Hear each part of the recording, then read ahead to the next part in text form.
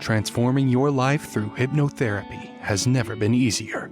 With the help of your host, Julie from coachinghypnosis.net, and these power-packed minisodes, you're sure to find yourself engaging in more positive behaviors around both your physical and mental health. Here's your host, Julie.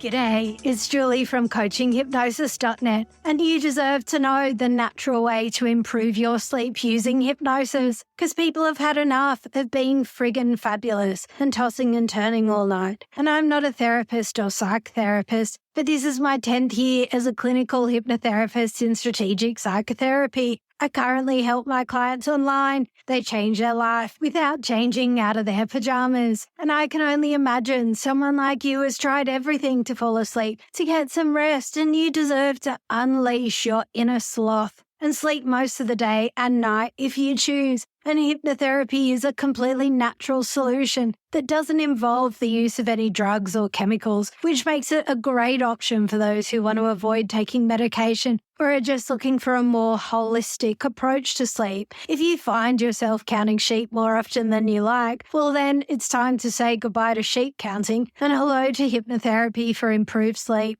In fact, hypnotherapy for sleep is like a magical snooze-inducing spell, but instead of a wand, you'll be using your mind to cast it. But first, get a checkup with your doctor and get checked for anxiety and sleep apnea. That might be why you're not sleeping, and there might be several thinking and behavioral patterns that might need to be addressed before you can sleep soundly. 1. Cognitive arousal. The spinning of thoughts. Long-term excessive overthinking can increase your risk factor for depression and anxiety. And when it comes to the mind, it can be so easy to get lost in a sea of our thoughts. First, define overthinking. Overthinking is when thoughts spiral out of control, leading to unnecessary stress and anxiety. It's like being stuck on a never-ending loop of what-ifs and should-haves that just won't shut up, even when you're trying to relax and fall asleep. The formal word for overthinking is rumination, and rumination is the spinning of thoughts over and over again. It's not progressive, it's repetitive. And worse, rumination can have you eating too much, taking drugs or drinking too much, and all that stuff can take you away from proper problem solving. Lots of therapists prescribe homework and encourage journaling, but if you're a ruminator, it can lead you to making the problem worse. Ruminators typically believe they're gaining insight through it and often have a history of trauma and can perceive they face chronic or uncontrollable stresses or exhibit personality characteristics such as perfectionism and excessive relational focus. How to recover from excessive rumination? The therapies with the greatest empirical support all emphasize action in treatment. Clients may feel they're better merely in supportive therapy, but they do better in active treatment with direction. 2. Sleep hygiene. You don't need to measure the temperature of your bed sheets to have good sleep hygiene. Sleep hygiene refers to habits and practices that promote good sleep quality and quantity. It encompasses a range of factors including good sleep environment, healthy lifestyle habits, sleep and routines that can affect sleep health. Good sleep hygiene practices can help you overcome sleep problems and maintain a constant restful sleep pattern.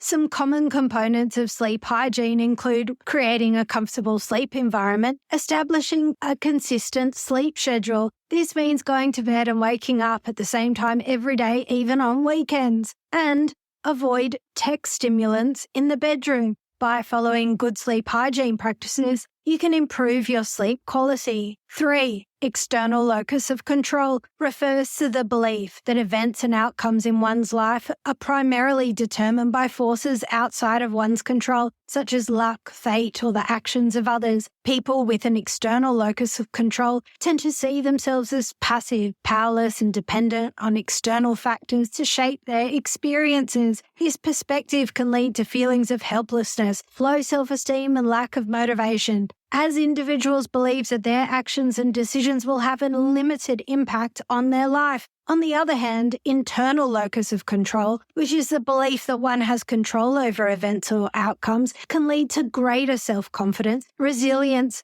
and a sense of personal responsibility. Improving your internal locus of control for sleep involves taking little steps to increase control over your inner sleep habits, like slowing down your breathing, focus on progressive muscle relaxation, allow your mind to wander to peaceful thoughts and nightscapes. 4. Compartmentalization, because some people just don't have a step-by-step process of how to fall asleep. Here is a series of steps that can help you fall asleep. Establish a sleep schedule. Go to bed and wake up at the same time every day, including weekends. Create a strict, small bedtime routine like brush your teeth, sip water, go to bed. Make your sleep environment comfortable. Avoid tech activities in the bedroom, especially within an hour of bedtime. Relax in bed. Use relaxation techniques to calm your mind and body. And finally, have a backup plan. If you're thinking too much, get out of bed and think for 10 minutes and go back to bed once you've finished thinking.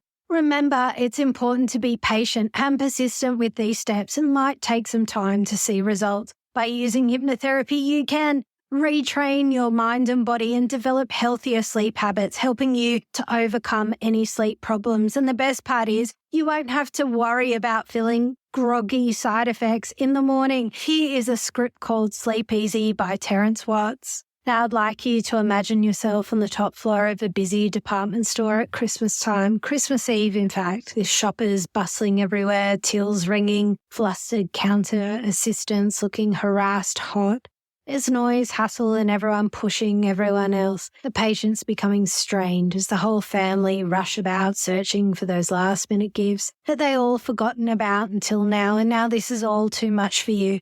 So you decide to go down to the next floor via the escalator. And even the escalator's busy, loaded up to almost maximum capacity. And when you get down to the next floor, you actually sigh with relief because it's only half as busy as the floor above. And it may be the cosmetics department because there are women having makeovers and still people trying to buy last-minute gifts and worried young men sniffing perfume bottles. Older men looking at price labels, and it's too busy for you. So once again, decide to take the escalator down to the next floor. And this time, the escalator is only half as busy.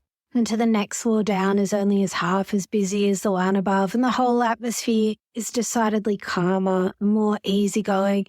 And at this floor, where they all sell luggage and all sorts of things connected with holidays, and even though everything feels so much calmer here, you decide to see how things are on a floor, still taking to the escalator once again and being pleasantly surprised to discover that there's hardly anybody on the escalators at all. And when you step out onto the sales floor this time, you see that it's the furniture department, sofas and chairs and tables and cupboards and bookshelves and display cabinets, furniture of almost all descriptions, and it gets quiet and cool here, hardly anybody around. And those that are here are just moving around, quietly gazing, looking at things for a few moments before moving on. And you notice that the escalator has nobody on it at all. And you move down, and soon you find yourself being transported gently down in this wonderful, relaxed feeling. As you step onto the bottom, you're interested to notice that you're in the bedding department, and now there's not another soul around. It's just you and the peace and quiet of this place as you stroll casually to the largest, most comfortable bed you've ever seen in your life, and you just flop yourself lazily onto it, marveling at the sense of your deep comfort that you suddenly experience, a deep comfort that seems to fill every pore of your entire body, relaxing you, calming you, lulling you into a deep and relaxing sleep, deep, sound, beautiful sleep. And as you sleep, you have a dream, and as you dream that you're on the top floor of a busy department store at Christmas time, Christmas Eve, in fact. So what if you thought about hypnosis and improving your sleep differently? And what if you didn't? The choice is yours.